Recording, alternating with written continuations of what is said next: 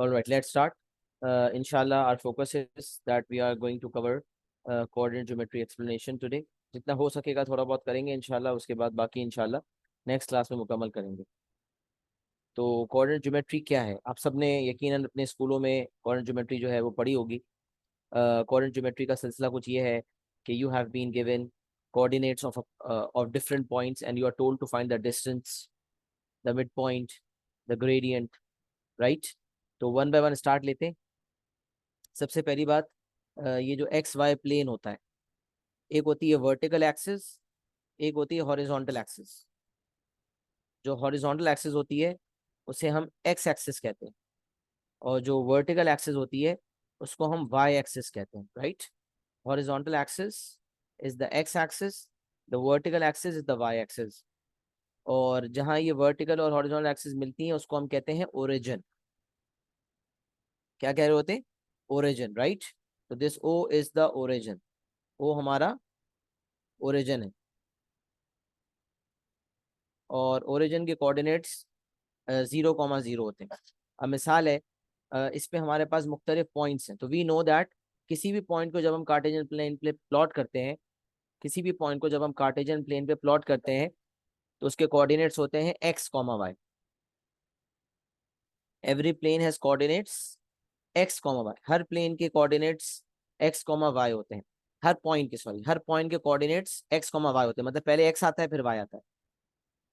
ये बहुत बेसिक बातें हैं, हम सबको पता है, लेकिन फिर भी मैं हर बेसिक बात बताने की कोशिश करूंगा इंशाल्लाह। तो every point has coordinates X comma Y. अच्छा, अब किसी पॉइंट के कोऑर्डिनेट्स हैं, लेट सपोज -1,2। इसका मतलब एक्स की वैल्यू है -1 और वाई की वैल्यू है 2। अच्छा, एक और बात समझ लें, एक्स एक्सिस के ऊपर अगर हम होंगे तो वाई की वैल्यू पॉजिटिव होगी, अबव द एक्स एक्सिस। ये बात हमें पता है। x0 है, ऊपर x1 होगा, फिर x2 होगा, फिर x3 होगा, फिर x4 होगा। तो 0 से ऊपर जब हम जाएंगे तो x की वैल्यू जो है वो सॉरी x0 होगा, बोलो y0 होगा, y1 होगा। x एक्सिस से ऊपर जाएंगे तो y की वैल्यूज बढ़ेंगी। x एक्सिस है तो इसका मतलब y की वैल्यू उसके ऊपर 1 है, 2 है, 3 है। x एक्सिस से नीचे आएंगे तो y की वैल्यू नेगेटिव में जाएंगी, -1, -2, -3 एंड सो ऑन। तो below the x-axis the values of y are negative and above the x-axis the values of y are positive। और इसी तरह वर्टिकल एक्सिस है y एक्सिस, उसके राइट पर जाएंगे तो x पॉजिटिव होगा और लेफ्ट पे आएंगे तो x नेगेटिव होगा। तो अगर अब एक पॉइंट हम मार्क कर रहे हैं जो वर्टिकल एक्सिस के लेफ्ट पर है और ऊपर भी हॉरिजॉन्टल एक्सिस के ऊपर है, वर्टिकल एक्सिस यानी कि y एक्सिस के लेफ्ट पर है और x एक्सिस के ऊपर है, इसका मतलब उसका x नेगेटिव होगा और y पॉजिटिव होगा। तो उसके कोऑर्डिनेट्स हो गए -1,2। अच्छा, अब हम जनरल फॉर्म में समझते हैं कि let's suppose if we have a point A which has coordinates x1, y1। क्या है ये कोऑर्डिनेट्स? x1, y1। अगर एक पॉइंट के कोऑर्डिनेट्स हैं x1, y1, पहले फोकस करके सुन लें इंशाल्लाह, फिर मैं आपको लिखने का टाइम दे दूंगा तो आप लोग लिख लीजिएगा। तो अगर एक पॉइंट है उसके कोऑर्डिनेट्स हैं x1, y1 और दूसरा पॉइंट है बी, उसके कोऑर्डिनेट्स हैं x2, y2, तो हमें क्या क्या कहा जा सकता है? हमें कहा जा सकता है ये जो पॉइंट ए से पॉइंट बी तक लाइन बनी हुई है, लाइन ए बी, इसकी लेंथ निकालो, length of the line A B. या कहेगा डिस्टेंस ए बी निकालो, ए और बी के दरमियान फासला बताओ। तो डिस्टेंस मांगी जाए या लेंथ मांगी जाए, डिस्टेंस फॉर्मूला का इस्तेमाल होता है। अच्छा, ये जो एक्स वाई प्लेन होता है ना, इसको कहते हैं, इसको कोऑर्डिनेट प्लेन भी कहते हैं, उसको कार्टेशियन प्लेन भी कहते हैं। तो ये जो एक्स वाई प्लेन आपको नजर आ रहा है ना, ये पूरा जो प्लेन है, जो दो एक्सिस बनी हुई है, एक्स एक्सिस लिखा हुआ है, वाई एक्सिस लिखा हुआ है, तो ये जो पूरा प्लेन है ना, इसको हम कहते हैं कार्टेशियन प्लेन। क्या कहलाता है ये कहलाता है कार्टेशियन प्लेन। ये कहलाता है कार्टेशियन प्लेन। कार्टेशियन प्लेन भी कहते हैं, कोऑर्डिनेट प्लेन भी कहते हैं। लिखा हुआ एक्स वाई प्लेन के is known as Cartesian plane. सबसे पहली चीज हम समझते हैं distance between two points. Distance between two points के सबसे पहले बात करते हैं। अब कोऑर्डिनेट्स क्या थे भाई पॉइंट के? तो अगर हम देखें तो पॉइंट ए के जो कोऑर्डिनेट्स थे वो थे x1, y1, और पॉइंट बी के जो कोऑर्डिनेट्स थे वो थे x2, y2। अब मुझे डिस्टेंस निकालनी है, तो हमेशा डिस्टेंस का फॉर्मूला याद रखने के लिए, जहन में बिठाने के लिए, आप लफ्ज जहन में रखें डिफरेंस। अच्छा, कोऑर्डिनेट ज्योमेट्री में ना गेम आपका फॉर्मूलाज का है। अगर आपके फॉर्मूलाज आपके ग्रिप पर हैं और अगर फॉर्मूलाज आपको याद हैं, अगर फॉर्मूलाज पर आपकी ग्रिप है और फॉर्मूलाज अगर आपको याद हैं, तो फिर कोई मसला नहीं होगा। फिर आपको सिर्फ और सिर्फ कोऑर्डिनेट्स अगर दिए हुए होंगे, आप उसको अप्लाई करेंगे और आपको मार्क्स मिल जाएंगे। मतलब ये बहुत इजी हो जाता है फिर। तो डिस्टेंस का मतलब डिस्टेंस निकालनी हो, लेंथ निकालनी हो, इसका मतलब आपको डिस्टेंस फॉर्मूला का इस्तेमाल करना है। तो ये जो आपको नजर आ रहा है इस वक्त लिखा हुआ, ये डिस्टेंस फॉर्मूला कहलाता है। तो डिस्टेंस फॉर्मूला याद रखने के लिए आपको ये लफ्ज जहन में रखना है, डिफरेंस। सोचें, जब ए और बी के दरमियान आपको डिस्टेंस निकालनी है तो आपको डिफरेंस लेना होगा, डिफरेंस निकालना है। तो डिफरेंस के लिए आप एक्स कोऑर्डिनेट्स का भी डिफरेंस लेंगे और उसका स्क्वायर करेंगे, वाई कोऑर्डिनेट्स का भी डिफरेंस लेंगे और उसको स्क्वायर करेंगे। You have to take, you have to find the difference of x coordinates and square it. Similarly, you have to find the difference of y coordinates and square it. x coordinates का भी difference लेना है, उसको square करना है, और y coordinates का भी डिफरेंस लेना है और उसको स्क्वायर करना है। डिफरेंस ऑफ x कोऑर्डिनेट्स, अच्छा डिफरेंस को स्क्वायर क्यों करते हैं, लॉजिकली ये समझ लें। डिफरेंस को स्क्वायर इसलिए किया जाता है कि अगर डिफरेंस लेट सपोज -5 है, तो उसको स्क्वायर करके वो पॉजिटिव बना दिया जाए। डिफरेंस को स्क्वायर इसलिए किया जाता है ताकि नेगेटिव डिफरेंसेस पॉजिटिव हो जाए। इसी तरह y2 माइनस y1, जब डिफरेंस ऑफ y कोऑर्डिनेट्स लेंगे तो वो भी अगर नेगेटिव आए तो उसको भी स्क्वायर कर दिया। अच्छा, पहले हमने x के डिफरेंस को स्क्वायर किया, फिर y के डिफरेंस को भी हमने स्क्वायर किया, फिर इन दोनों डिफरेंसेस को एग्रीगेट किया, मतलब ऐड किया। उसके बाद जब अल्टीमेटली होल डिफरेंस हमारे पास आ गया, स्क्वायर्ड फॉर्म में आया डिफरेंस, स्क्वायर्ड फॉर्म में डिफरेंस आ गया, क्योंकि एक्स कोऑर्डिनेट्स का डिफरेंस भी हमने स्क्वायर किया था, वाई का डिफरेंस भी हमने स्क्वायर किया था। तो ओवरऑल जब हमने ऐड किया तो हमारे पास जो डिफरेंस होगा वो स्क्वायर्ड फॉर्म में होगा। तो इसके स्क्वायर्ड फॉर्म को नॉर्मल फॉर्म में लाने के लिए हम स्क्वायर रूट लगा देंगे। स्क्वायर्ड फॉर्म को हम नॉर्मल फॉर्म में लाने के लिए स्क्वायर रूट लगा देंगे।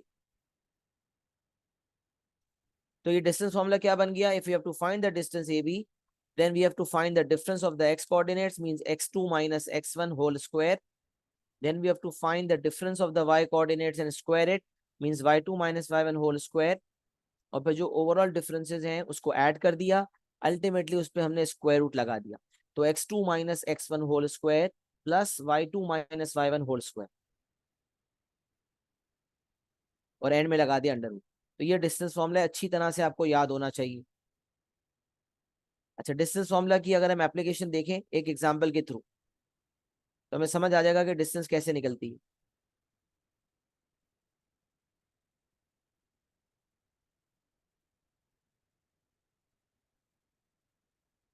सही है, तो डिस्टेंस फॉर्मूला की एप्लीकेशन देखते हैं।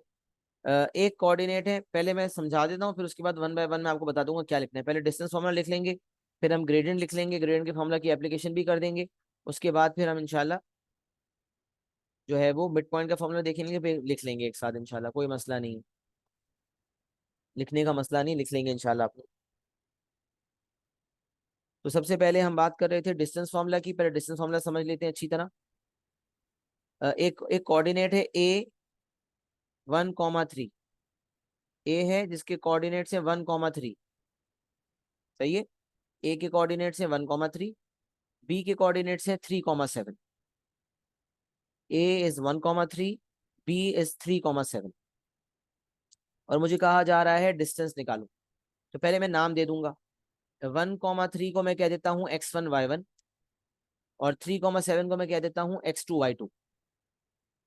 अब जब मुझे डिस्टेंस ए भी निकालनी है तो मैं एक्स कोऑर्डिनेट्स का डिफरेंस लूंगा, x2 minus x1 whole square means 3 minus 1 whole square. फिर मैं डिफरेंस लूंगा y कोऑर्डिनेट्स का, 7 माइनस 3 होल स्क्वायर, तो y2 minus y1 whole square मतलब 7 माइनस 3 होल स्क्वायर। तो 3 माइनस 1 का स्क्वायर हो जाएगा 2 का होल स्क्वायर, 2 स्क्वायर, 3 माइनस 1 हो जाएगा 2, 2 का स्क्वायर, और 7 माइनस 3 हो जाएगा 4, 4 का स्क्वायर। अब 2 का स्क्वायर, अच्छा काफी दफा ये सवाल कोऑर्डिनेट ज्योमेट्री का जो है पेपर 1 में भी आता है, विदाउट कैलकुलेटर भी करना होता है ओ लेवल्स वालों को, और कुछ कुछ कोई कैलकुलेशंस होती हैं आईजीसीएसई में भी सवाल नजर आते हैं डिफरेंट टॉपिक से, मतलब अक्सर ऐसी रिक्वायरमेंट आती है कि विदाउट कैलकुलेटर वर्किंग शो करो, तो आपको वर्किंग सारी शो करनी है। तो 3 माइनस 1 का स्क्वायर हो गया 2 स्क्वायर, ये हो गया 4 स्क्वायर, 2 स्क्वायर होता है 4 और 4 स्क्वायर होता है 16। तो 4 प्लस 16 जब आप करेंगे तो ये आ जाएगा 20। तो आंसर बन गया √20। अच्छा, अब सवाल पैदा होता है कि सर क्या आंसर √20 फॉर्म में छोड़ना है?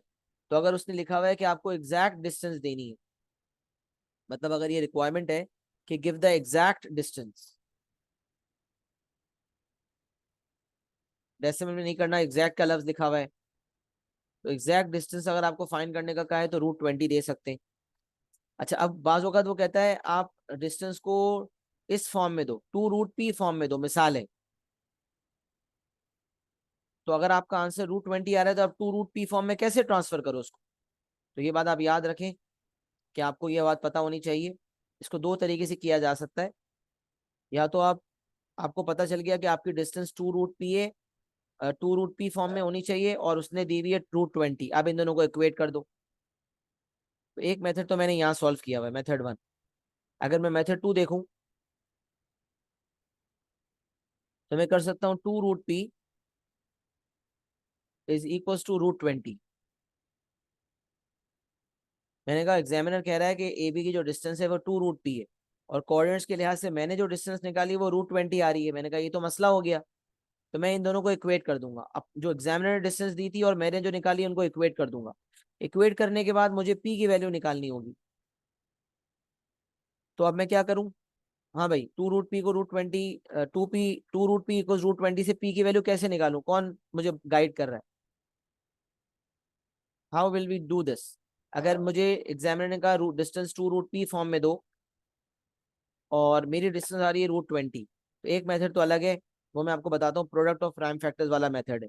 वो क्या है? 20 को एक्सप्रेस कर दो as a product of prime factors.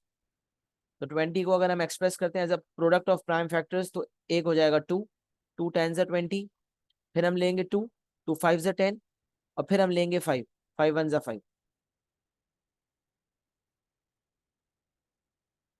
तो 2 × 2 × 5। तो जब हम लिखेंगे 20 को एक्सप्रेस करेंगे as a product of prime factors, ये हमने यूनिट 1A में किया था, अगर आप लोगों को याद है। यूनिट 1A में किया करते थे हम, express a number as a product of prime factors. इसको हम कहते थे प्राइम फैक्टराइजेशन। क्या कहते थे? Prime factorisation. एक्सप्रेस करते थे एक नंबर को as a product of its prime factors. तो अगर हम √20 को एक्सप्रेस करते हैं 2 × 2 × 5 में, तो 2 स्क्वायर हो जाएगा। 2 स्क्वायर जो है, रूट रूट जब लगेगा ना तो रूट दोनों पे लगता है, याद रखें। √2 स्क्वायर पे भी लगेगा और √5 पे भी लगेगा।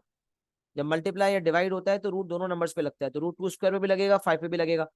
तो रूट जब 2 स्क्वायर पे लगेगा तो बाहर आके 2 बन जाएगा, और रूट जब 5 पे लगेगा तो √5 आ जाएगा। तो 2√5 जो है वो मेरी डिस्टेंस आ जाएगी। अब एग्जामिनर ने कहा था आपका आंसर 2√p फॉर्म में होना चाहिए, और मैंने 2√p फॉर्म में आंसर दे दिया, 2√5 दे दिया, और मेरी जो p की वैल्यू आ रही है वो 5 आ रही है। तो एक मेथड तो ये है कि 20 को as a product of prime factors कर लिया जाए और उसके बाद आंसर दे दिया जाए। तो एक ये मेथड होता है। सही है। एक तो ये मेथड हमारे पास है। उसके अलावा क्या मेथड हमारे पास, और क्या मेथड हो सकता है? तो एक मेथड ये है कि भाई एग्जामिनर ने कहा आपकी डिस्टेंस 2√p होनी चाहिए, हमारी √20 आ रही है, तो हम इनको इक्वेट कर देते हैं। अब यहाँ मैं सवाल पूछ रहा था कि अगर आपको ये इक्वेशन मिल चुका है और p की वैल्यू निकालनी है, मुझे बताएं कैसे निकलेगी p की वैल्यू? तो बता सकता है how will we do this? जी Amir Aslam. Sir, I think change the subject. अच्छा सही है, किसको सब्जेक्ट बनाओगे? P को. अच्छा, p को सब्जेक्ट बनाने के लिए क्या करना पड़ेगा? Sir, first multiply square root of 20 by 2 and then square it. Square root of 20 को 2 से मल्टीप्लाई करें? Uh, yes, sir. Cross I think. Multiplication के मुताबिक तो नीचे आता है ना, मल्टीप्लाई कैसे होगा? I mean, sir, divide. जी जी जी जी, डिवाइड करेंगे। सही है। तो डिवाइड करने से डिवाइड भी कर सकते हैं पहले, और चाहें तो पहले भी। अच्छा, फिर रूट पी आ जाएगा। चलो सही है, तुम जो कह रहे हो उसी को फॉलो कर रहा हूँ। √p is equal to √20 divided by 2। सही है जी। अब इसके बाद? Sir, then square the whole fraction. Very good, squaring both sides, we call it squaring both sides. Root को हटाने के लिए हम स्क्वायर लाते हैं, स्क्वायर को हटाने के लिए हम रूट लाते हैं। तो √p को हटाने के लिए हम स्क्वायरिंग बोथ साइड्स करेंगे। यहाँ भी हमने स्क्वायर किया और यहाँ भी हम स्क्वायर कर रहे हैं। सही है। तो ये रूट और स्क्वायर कट जाएंगे, रूट और स्क्वायर कट जाएंगे, तो हमें यहाँ से क्या मिल जाएगा, रूट पी का होल स्क्वायर पी बच जाएगा, रूट 20 का होल स्क्वायर बचेगा 20, क्योंकि रूट 20 का रूट और स्क्वायर कट जाएंगे तो 20 बच जाएगा, लेकिन 2 जो है उसके ऊपर स्क्वायर लग जाएगा, 2 का स्क्वायर हो जाएगा 4। अच्छा, आप डायरेक्ट भी स्क्वायर कर सकते थे, यहाँ पर भी स्क्वायरिंग बोथ साइड कर सकते थे, तो वो रूट 20 का स्क्वायर आपको मिलता 20, रूट पी का स्क्वायर आपको मिलता पी, और 2 का स्क्वायर आपको मिलता 4। 4 को आप डिवाइड कर देते 20/4। सही है, 20/4 से हमारा आंसर आ जाएगा 4 1 ज़ा 4, 4 5 ज़ा 20, 20/4 इज इक्वल टू 5। जैसे पी की वैल्यू आ गई, आपको आंसर देना था, या तो आपको पी की वैल्यू देनी थी तो आप पी की वैल्यू यही लॉक कर दें कि पी इक्वल टू 5 है, यहीं आप लॉक कर दें कि P इज इक्वल टू 5। या फिर अगर आपको जो है वो आंसर देना था डिस्टेंस का 2√P फॉर्म में कि भाई डिस्टेंस का आंसर दो, तो फिर आप कह सकते हैं कि डिस्टेंस ए बी कह देते ना, A B, distance A B is equal to 2√P था ना, 2√5 आ गया आपका। उसने कहा था डिस्टेंस 2√P है, P की वैल्यू बताओ, तो P की वैल्यू बतानी थी तो P आपका P इक्वल टू 5 आंसर हो जाता। और वो कहता है give the answer of distance in the form 2√P, इस फॉर्म में आंसर दो, तो डिस्टेंस का आंसर 2√5 आ जाता।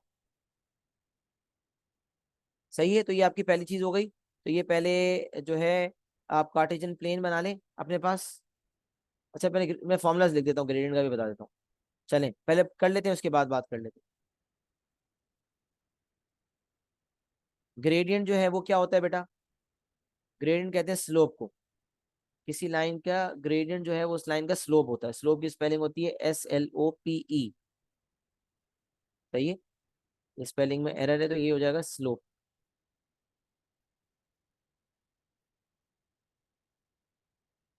जी, gradient slope of a line निकालने के लिए फॉर्मूला होता है y2 - y1/x2 - x1। अब इसमें बच्चे गलती क्या करते हैं, जैसे डिस्टेंस फॉर्मूला में बच्चे पता है गलती क्या करते हैं, इस माइनस की जगह ले लेते हैं प्लस, यहाँ भी ले लेते हैं प्लस, और यहाँ ले लेते हैं माइनस। तो इसीलिए मैंने कहा रट्टा नहीं मारना। जी, मैं पहला मेथड दोबारा समझा देता हूँ, डिस्टेंस निकालने का कोई मसला नहीं है। तो मैं कह रहा था आपको रट्टा नहीं मारना, डिस्टेंस को आपको जहन में रखने के लिए वर्ड डिफरेंस जहन में रखना है। डिस्टेंस के लिए आपको जहन में रखना है वर्ड डिफरेंस। सही है, डिस्टेंस को जहन में रखने के लिए आपको वर्ड डिफरेंस को जहन में रखना है। अभी जो वर्ड डिफरेंस है, इसका क्या मतलब है, इसका मतलब है एक्स कोऑर्डिनेट्स का डिफरेंस और वाई कोऑर्डिनेट्स का डिफरेंस। तो इसलिए यहाँ पर माइनस लेना है और दोनों को ऐड करना है डिफरेंसेस को। तो यहाँ पर आपको पता होना चाहिए कि यहाँ और यहाँ माइनस है और बीच में प्लस है, तो इसमें गलती नहीं होगी जब डिफरेंस का लफ्ज जहन में होगा कि डिफरेंसेस लेते हैं एक्स के, स्क्वायर करते हैं वाई के भी, और फिर उनको एग्रीगेट करते हैं ऐड करके, प्लस करके। सही है। अच्छा, gradient slope of a line, किसी लाइन का अगर मुझे ग्रेडियंट निकालना है या स्लोप निकालना है तो उसका फॉर्मूला होता है y2 - y1/x2 - x1। क्या होता है formula, y2 - y1/x2 - x1।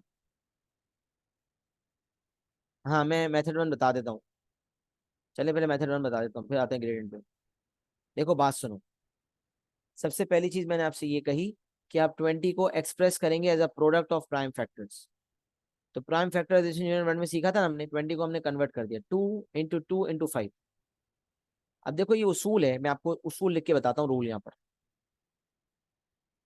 Rule ये है कि अगर a मल्टीप्लाई बाय बी हो, √a मल्टीप्लाई बाय बी हो, तो ये हो जाता है √a multiplied by √b, √a multiply by √b, ये रूल होता है। अच्छा, ये रूल डिवीजन में भी एप्लीकेबल होता है, मतलब √a/b है, तो ये हो जाएगा √a/√b।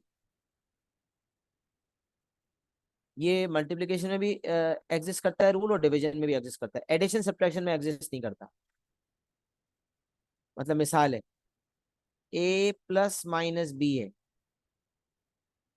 a+b है या a-b है, तो आप ये नहीं कह सकते is not equal to √a+-√b। ऐसे दोनों मैंने साइन इसलिए कंबाइन कर दिए ये बताने के लिए कि भाई अगर रूट के अंदर ए प्लस माइनस बी प्लस है तो बाहर प्लस आप लोगे, माइनस है तो आप बाहर माइनस लोगे, बट ये नहीं कर सकते आप।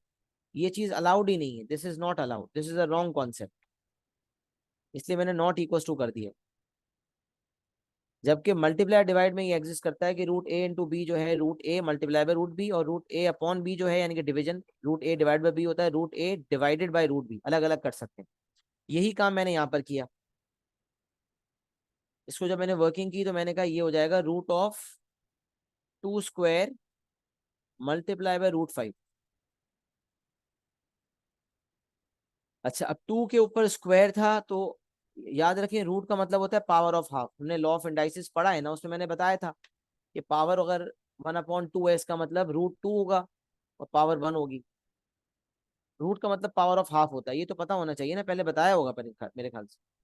2 पावर हाफ है ये, सॉरी 2 पावर 2 के ऊपर होल ब्रैकेट के ऊपर हाफ है। स्क्वायर का मतलब, स्क्वायर रूट का मतलब होता है हाफ। तो स्क्वायर और स्क्वायर रूट कट जाते, स्क्वायर और स्क्वायर रूट कट गए तो आपको 2 बच गया। और क्योंकि 5 के पास, अच्छा रूट का मतलब होता है हाफ, मतलब जो भी पावर होगी वो हाफ हो जाएगी। मतलब पावर 4 होती तो हाफ होके पावर 2 बच जाती, 2 स्क्वायर बच जाता बाहर। अगर ये पावर 6 होती तो हाफ होने के बाद 2 पावर 3 बच जाता। अगर ये वैल्यू 8 होती तो हाफ होने के बाद 2 पावर 4 बच जाता। क्योंकि ये पावर 2 थी तो ये हाफ होने के बाद 2 पावर 1 बच गई। अच्छा, क्योंकि 5 के पास इतनी सफिशिएंट पावर नहीं थी कि वो रूट रूट से बाहर आ सके, तो वो रूट के अंदर ही रह गया। समझ लें, ये स्क्वायर रूट एक जेल है। जेल से बाहर आने के लिए हमें जो है पावर चाहिए होती। तो पावर जो है, अगर वो पावर 2 या 4 है, 6 है, तो वो हाफ हो जाएगी। लेकिन अगर पावर 3 है, लेट सपोज 5 की पावर 3 होती तो पता है उसको क्या करते, 5 की पावर 2 इंटू 5 कर देते। मतलब इवन पावर अलग कर देते और ऑड पावर, मतलब 5 पावर 3 जो ऑड पावर है उसको स्प्लिट कर देते हैं, 5 स्क्वायर इंटू 5। तो 5 स्क्वायर बाहर आके 5 हो जाता और एक 5 अंदर रह जाता, तो ये 5√5 बच जाता।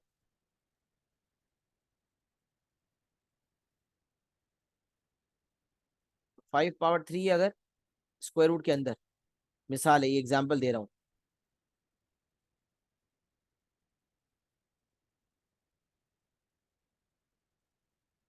तो ये हो जाएगा रूट के अंदर 5 स्क्वायर मल्टीप्लाई बाय 5। तो स्क्वायर रूट ऑफ 5 स्क्वायर जो है ये हो जाएगा 5, और रूट के अंदर रह जाएगा 5। तो ये बन गया 5√5, 5√5। ये आपका आंसर हो जाएगा। कैसे, इस 5 स्क्वायर के ऊपर जब रूट लगा तो ये 5 बच जाएगा, और इस पे लगेगा तो ये अंदर ही रह जाएगा। Sir the bigger power comes outside. हाँ, जो बिगर पावर होती है ना वो हाफ, जो हाफ जिसको जिसके पास ज्यादा पावर होती है ना वो हाफ होने के बाद बाहर आ सकता है ना, स्क्वायर से। आपको पता है ना, जेल में कोई बंदा जाता है तो उसको बाहर आने के लिए पावर चाहिए होती है, पैसे चाहिए होते हैं, है ना। ऐसा होता है यूजुअली। बाहर तो खैर अगर गड़बड़ की है तो खैर गड़बड़ होती है, लेकिन पाकिस्तान में तो आपको पता है इस तरह के मामला होते हैं कि जो ज्यादा अमीर होता है वो जेल से जल्दी बाहर आ जाता है पैसे के दम पे। तो समझ लें पावर चाहिए इंसान को जेल से बाहर आने के लिए। तो जब पावर चाहिए तो यहाँ भी पावर चाहिए। तो अगर पावर, लेट सपोज पावर 3 है, अगर पावर 5 है तो उसको हम 5 पावर 4 इंटू 5 पावर 1 में स्प्लिट कर देंगे। ऑड पावर है तो उसको स्प्लिट करेंगे, फिर जो इवन वाली चीज होगी वो हाफ होके बाहर आ जाएगी, और जिसकी ऑड होगी मतलब 5 पावर 1 वो अंदर रह जाएगा। 5 पावर 5 होता मिसाल है, उसको हम कर देते 5 power 4 multiply by 5 power 1। 5 power 4 half होने के बाद हो जाता 5 स्क्वायर, और ये 5 पावर अंदर ही रह जाता। तो ये हो जाता 25√5।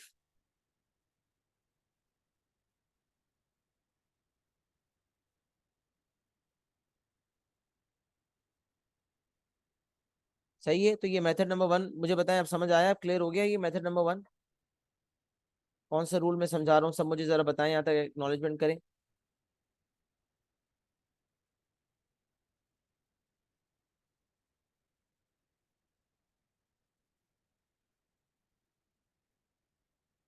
अच्छा, तो मैं ग्रेडियंट फार्मूला बता रहा था। ग्रेडियंट फार्मूला क्या होता है, और ग्रेडियंट फार्मूला की एप्लीकेशन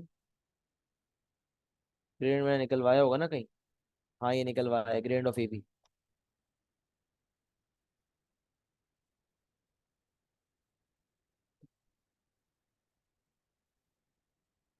ग्रेडियंट फॉर्मूला क्या है देखें। तो ग्रेडियंट फॉर्मूला का वैसे फॉर्मूला है y2 minus Y one upon x2 minus X one. और अब अक्सर बच्चे यहाँ पर गलती ये करते हैं, वो ये कर देते हैं x2 minus X one upon y2 minus Y one कर देते हैं।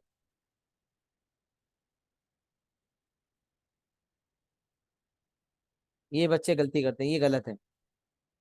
नहीं बेटा, फॉर्मूला तो बहुत सारे हैं, अभी तो मैं आहिस्ते आहिस्ते आ रहा हूँ ना। अभी तो मैंने आपको ग्रेडियंट डिस्टेंस फॉर्मूला बताया है, अब ग्रेडियंट फॉर्मूला बता रहा हूँ दूसरा वाला, फिर मिड पॉइंट फॉर्मूला। ये 3 फॉर्मूला आज कर लेते हैं इंशाल्लाह, बाकी चीजें इंशाल्लाह फिर नेक्स्ट क्लास में कवर करूंगा। तो ग्रेडियंट या स्लोप निकालने के लिए क्या करोगे, y2 minus Y one upon x2 minus X one. तो इसका शॉर्टकट जहन में बिठाने का होता है rise over run. Rise over run, rise over run का मतलब होता है vertical change upon horizontal change. देखिए मैंने लिखा हुआ है राइज। अब आपको मैं कहता हूँ राइज करे बेटा, राइज, राइजिंग प्लेन जो है वो राइज करता है ऊपर, तो राइजिंग का मतलब होता है वर्टिकल। और जब आपको मैं कहता हूँ रनिंग करो, तो आप रनिंग कोई आसमान की तरफ तो नहीं करते हो, आप तो जमीन पे रनिंग करते हो। तो रनिंग होती है हॉरिजॉन्टली और राइजिंग होती है वर्टिकली। एयर बलून राइजेस, अब बलून राइजेस, राइट। तो राइज मतलब वर्टिकल, वर्टिकल चेंज, और रन मतलब हॉरिजॉन्टल चेंज। अगर आपके जहन में राइज ओवर रन की टर्मिनोलॉजी है ना, तो राइज का मतलब होता है वर्टिकल चेंज, और वर्टिकल चेंज होता है y2 माइनस वाई वन, और रन होता है हॉरिजॉन्टल चेंज, और हॉरिजॉन्टल चेंज का मतलब होता है x2 माइनस एक्स वन। तो इसीलिए ग्रेडियंट का फॉर्मूला, अच्छा ग्रेडियंट का सिंबल होता है स्मॉल एम, याद रखें। ग्रेडियंट के लिए हम स्मॉल एम यूज करते हैं, मिड पॉइंट के लिए कैपिटल एम यूज होता है, आगे बताऊंगा। और ग्रेडियंट के लिए स्मॉल एम यूज होता है। तो ग्रेडियंट का फॉर्मूला होता है y2 minus Y one upon x2 minus X one. और याद रखने के लिए rise over run, rise over run से ध्यान में रहेगा कि ऊपर वर्टिकल चेंज है, नीचे हॉरिजॉन्टल चेंज। अच्छा ग्रेडियंट निकालते कैसे हैं देख लेते हैं।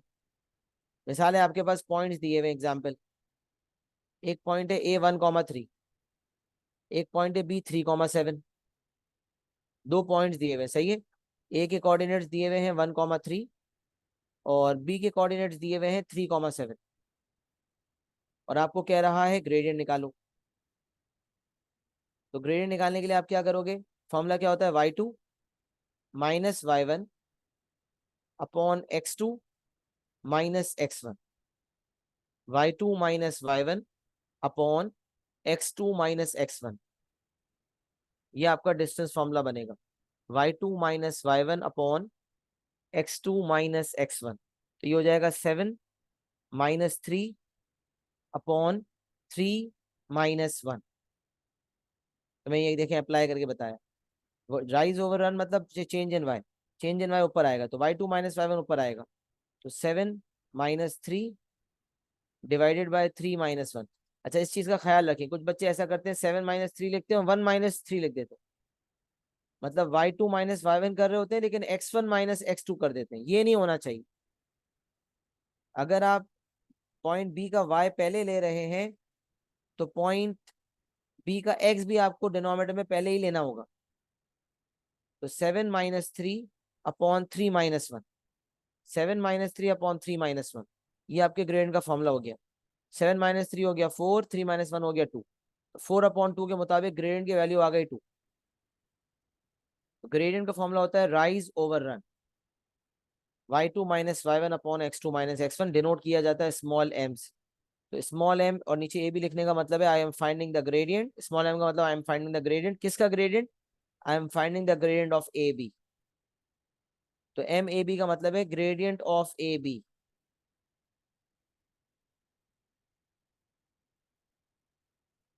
सही है, ग्रेडियंट ऑफ ए बी।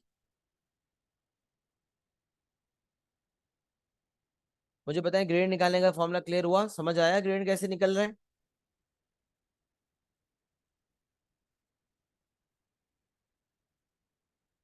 किसी को डाउट है तो पूछ ले, वरना क्लियर लिख दें।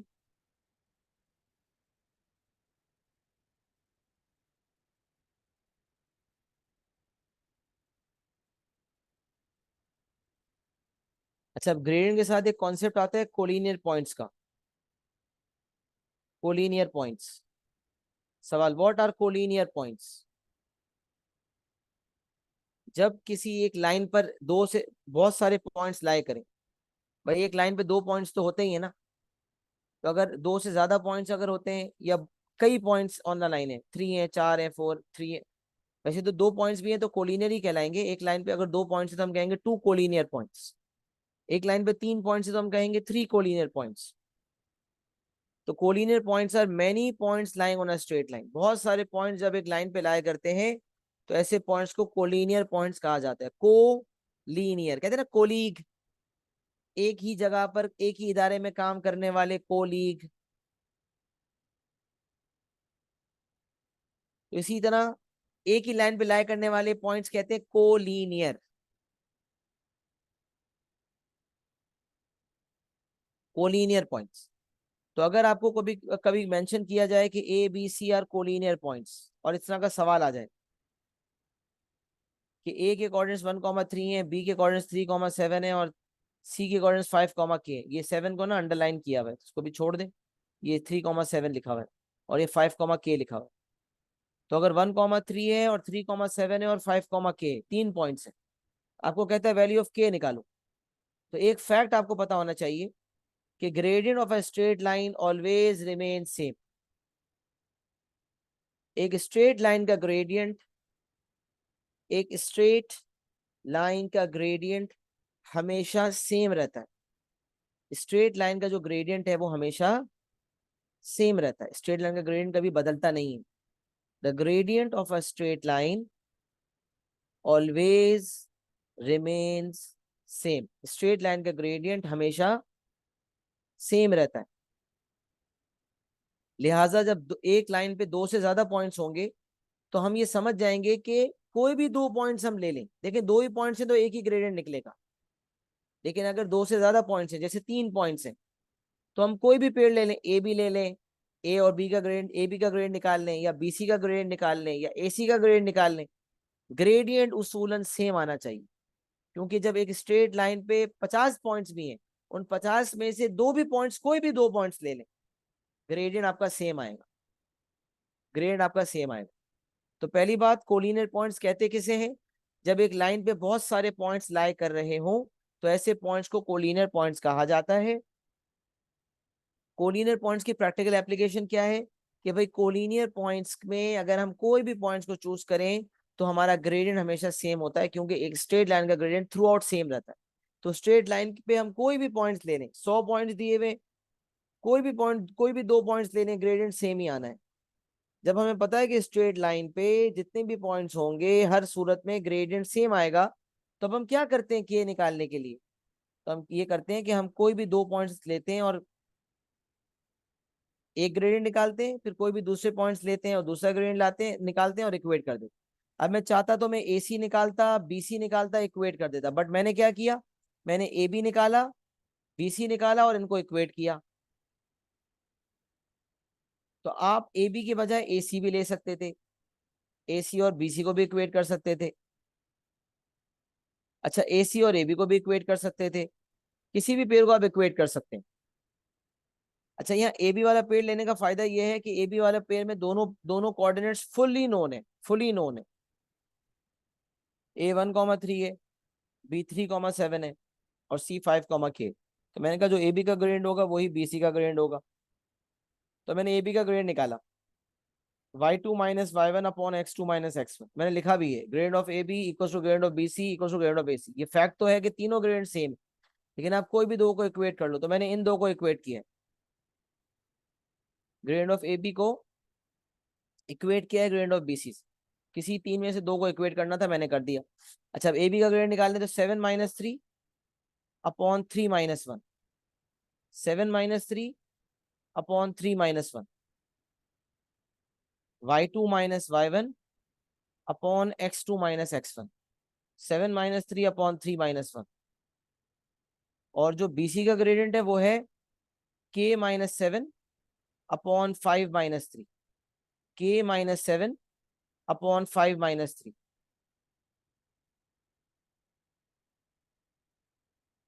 और जब इनको मैंने इक्वेट किया तो आप देखें वर्किंग क्या हुई है।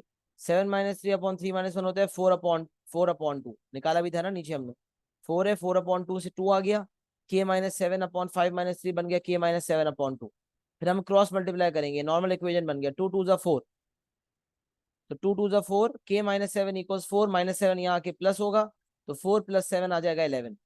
नॉर्मल मैथमेटिकल इक्वेशन है, सॉल्व करके k इक्वल्स टू 11 आएगा। तो ये हो गया आपका कोलिनियर पॉइंट्स का कॉन्सेप्ट। ग्रेडियंट का फॉर्मूला राइज ओवर रन, और फिर कोलिनियर पॉइंट्स क्या है, बहुत सारे पॉइंट्स एक लाइन पर लाई कर रहे हैं। प्रैक्टिकल एप्लीकेशन क्या है कि बहुत सारे पॉइंट्स जो एक लाइन पर लाई कर रहे हैं उनका ग्रेडियंट सेम होगा। तो कोई भी दो पेयर्स लेके ग्रेडियंट निकाल लें और इक्वेट कर दे तो अननोन आ जाएगा, अगर कोई अननोन कांस्टेंट एग्जिस्ट करता है तो। ये आपका ग्रेडियंट का कॉन्सेप्ट हो गया। सही है। तो अब तक हमने डिस्टेंस फॉर्मूला पढ़ लिया और ग्रेडियंट भी पढ़ लिया, और अब हम एक चीज रह गई है, मिड पॉइंट, जो हमने टारगेट बनाया था। मिड पॉइंट पढ़ लेते हैं, फिर आप लिख लीजिएगा आराम से।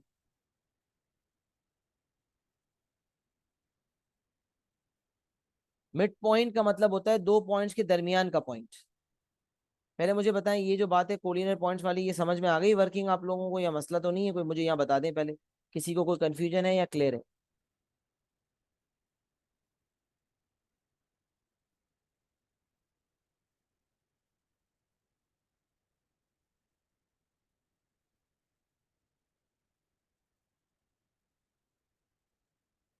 जी जी जी, फाइंड किए, मैं बिल्कुल बता देता हूँ। बेटा आपके पास एक पॉइंट था ए 1,3, बी था 3,7, सी था 5, और खंसा आपको कहा गया कि आप के निकालो। आपको कहा गया कि वैल्यू ऑफ के फाइंड करो। सही है। आपको कहा गया कि आप वैल्यू ऑफ के फाइंड करो। तो अब आप क्या करेंगे, वैल्यू ऑफ के फाइंड करने के लिए आप क्या कर सकते हैं? तो मैंने कहा कि भाई कोलिनियर पॉइंट्स है, मतलब एक लाइन पे बहुत सारे पॉइंट्स हैं, लिहाजा कोई भी दो पॉइंट्स लेने, ग्रेडियंट आपका वही आना है जो उस लाइन का ग्रेडियंट होगा। तो मैंने कहा मैंने ए और बी पॉइंट्स लिए, तो जो ए बी का ग्रेडियंट होगा वही बी सी का ग्रेडियंट होगा। जब के निकालना था तो मुझे ये कॉन्सेप्ट पता होना चाहिए कि जब एक लाइन पे दो से ज्यादा पॉइंट्स हो और मुझे कोई अननोन कांस्टेंट किसी एक पॉइंट का निकालना हो, जैसे पॉइंट सी का एक constant unknown, Y coordinate unknown है और उसका नाम है के, तो उसके लिए हम कोई भी दो डिफरेंट ग्रेडियंट्स निकाल के उनको इक्वेट कर देते हैं। तो मैंने ए बी का ग्रेडियंट निकाला और बी सी का ग्रेडियंट निकाला और इक्वेट कर दिया। ए बी का ग्रेडियंट मेरे पास आ गया 2, जबकि बी सी का ग्रेडियंट वैल्यू फॉर्म में नहीं आया, इन टर्म्स ऑफ के आया, के माइनस 7/2 आया। के माइनस 7/2 एक ग्रेडियंट है और दूसरा ग्रेडियंट है 2, और कॉन्सेप्ट के मुताबिक कोलिनियर पॉइंट्स का कॉन्सेप्ट कहता है कि ग्रेडियंट सेम होंगे। तो के माइनस 7/2 को 2 से इक्वेट कर दिया, 2 2 जा 4, और माइनस 7 यहाँ के प्लस 7 हो गया, 4 प्लस 7 के आ गया 11। जी, खन से समझ आ रही है बात? नहीं तो माइक ऑन कर लें अगर समझ नहीं आ रहा तो, बता दें क्या समझ नहीं आ रहा। अच्छा सही है, समझ आ गया। अच्छा, फिर अगर आपको ग्रेड मिड पॉइंट निकालना है, तो मिड पॉइंट क्या होता है बेटा? मिड पॉइंट होता है किसी भी दो पॉइंट्स का बीच का पॉइंट। जैसे अगर ए और बी का आपको मिड पॉइंट चाहिए, if you have to find the mid point of A B, तो मिड पॉइंट होता है बीच वाला पॉइंट, बिल्कुल बीच में जो लाई करता है उसको कहते हैं मिड पॉइंट। तो मिड पॉइंट, अब आपको मैं कहूँ बेटा दो नंबर्स के दरमियान वाला नंबर बताओ, मतलब 10 और 20 के बीच वाला नंबर बताओ, तो आप क्या समझोगे? आपको समझ आएगा कि सर जो है 10 और 20 का एवरेज मांग रहे हैं। आपके एक सब्जेक्ट में 80 मार्क्स आए 100 में से, और एक में आपके 90 आए। मैं आपको बोलूं भाई एवरेज परसेंटेज, एक सब्जेक्ट में आपके 80% आए, एक सब्जेक्ट में 90% आए। मैं कह रहा हूँ भाई एवरेज परसेंटेज क्या है, तो आप क्या करोगे, 80 प्लस 90 डिवाइडेड बाई 2 करोगे, एवरेज आ जाएगी 85, बीच वाली वैल्यू। तो बीच वाली वैल्यू का मतलब एवरेज होता है। लिहाजा अगर आपको दो पॉइंट्स के दरमियान वाला पॉइंट चाहिए, तो इसका मतलब आपको दोनों पॉइंट्स का एवरेज, दोनों कोऑर्डिनेट्स का एवरेज करना होगा। आपको एवरेज करना होगा एक्स कोऑर्डिनेट का भी और एवरेज करना होगा वाई कोऑर्डिनेट का भी। इसीलिए फॉर्मूला बनता है x1 + x2/2 and y1 + y2/2, y1 + y2/2। X coordinates का इसको ऐड करके उसको डिवाइड बाय 2 करते हैं तो उसका एवरेज आता है, वाई कोऑर्डिनेट्स को ऐड करके डिवाइड बाय 2 करते हैं तो उसका एवरेज आता है।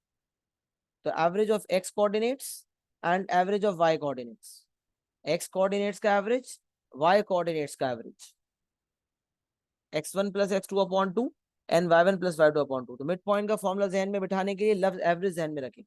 डिस्टेंस के लिए मैंने आपको लफ्ज डिफरेंस जहन में रखवाया। ग्रेडियंट के लिए मैंने आपको लफ्ज राइज ओवर रन, और मिड पॉइंट के लिए average of X coordinates and Y coordinates, average का लफ्ज x1 plus X two upon two, y1 plus Y two upon two. तो अब देखें ए के कोऑर्डिनेट्स थे 1,3 और बी के कोऑर्डिनेट्स थे 3,7।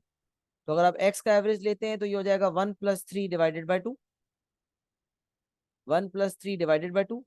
और y का एवरेज लेते हैं तो 3 + 7 divided by 2, 3 + 7 divided by 2, 1 + 3 divided by 2 and 3 + 7 divided by 2। तो मैंने x का एवरेज लिया, दोनों x को ऐड किया, 1 + 3 डिवाइडेड बाई 2, दोनों y को लिया, y1 + y2 divided by 2, 3 + 7 divided by 2।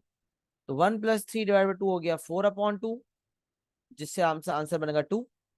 और 3 + 7 डिवाइड बाई 2 बन गया 10/2, जिससे आपका वैल्यू बन गई 5।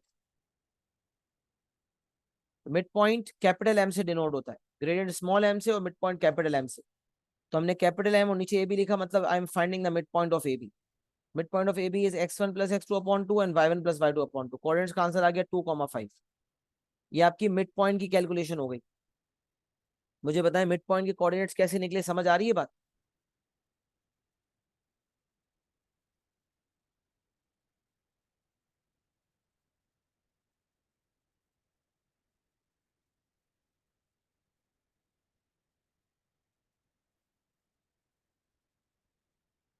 अच्छा जी, अब एक काम करते हैं, कॉपी करना है किस सीक्वेंस में?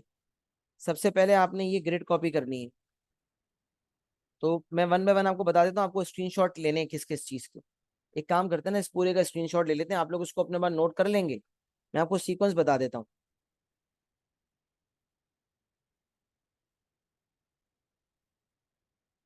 तो छोड़ दें, ये लिखा हुआ है डेट वेट, पुरानी डेट लिखी हुई है, बहुत पहले पढ़ाया था ये।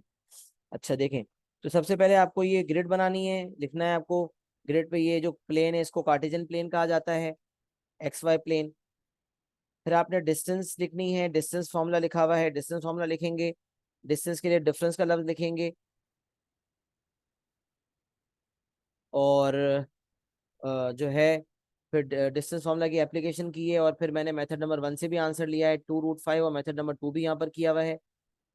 फिर मैंने आपको डिस्टेंस, पहले कार्टेशियन प्लेन, फिर डिस्टेंस का फॉर्मूला, फिर डिस्टेंस की वैल्यू, फिर उसके बाद मेथड 1 मेथड 2 से, फिर ग्रेडियंट का फॉर्मूला, फिर ग्रेडियंट की कंप्यूटेशन यहाँ की हुई है।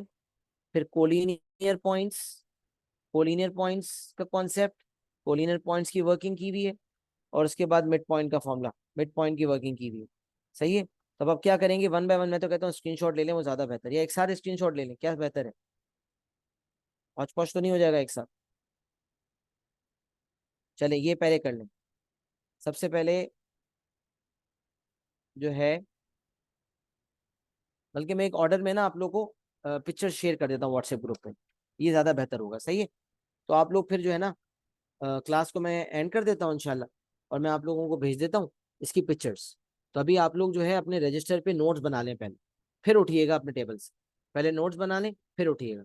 सही है, तो मैं क्लास को एंड कर रहा हूँ और इसकी पिक्चर्स भेज रहा हूँ आपको। आप लोग पहले उसको नोट्स बना लें, प्रॉपर तीनों चीजें बन लिख लें उसमें। सही है, सीक्वेंस में, जिस सीक्वेंस में आपको लिखना है उस सीक्वेंस में मैं भेज रहा हूँ। तो आप लोग उसके नोट्स बना लीजिएगा, और एक साथ अभी पूरा स्क्रीनशॉट लेना है तो पूरा एक साथ भी स्क्रीनशॉट ले लें। मिड पॉइंट तक मैंने जितना करवाया है उसका स्क्रीनशॉट एक साथ ले लें आप।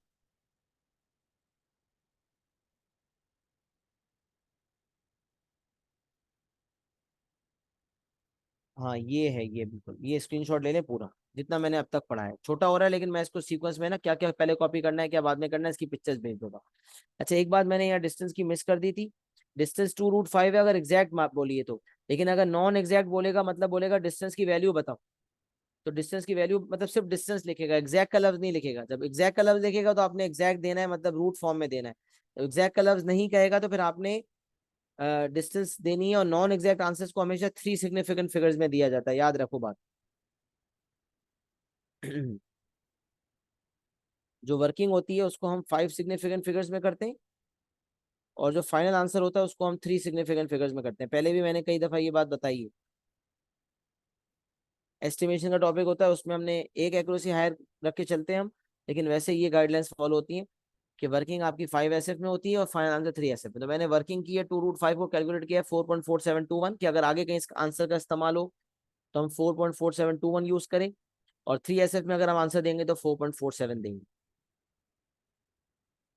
तो फाइनल आंसर हम देंगे 3 सिग्निफिकेंट फिगर में 4.47, अगर आगे इस्तेमाल होगा तो हम 4.4721 लिखेंगे। सही है। तो ये एज अ होल पिक्चर आपने ले ली जिसके अंदर मिड पॉइंट वगैरह की कैलकुलेशन शामिल हो गई। मुझे बताएं, यहाँ तक देख लें, यहाँ तक स्क्रीनशॉट ले लिया। अब मैं आपको ऑर्डर में स्क्रीनशॉट तस्वीरें भेज देता हूँ ग्रुप पे, आप लोग कॉपी कर लें। सही है इंशाल्लाह। यहाँ तक क्लियर है ना, कुछ पूछना तो नहीं है?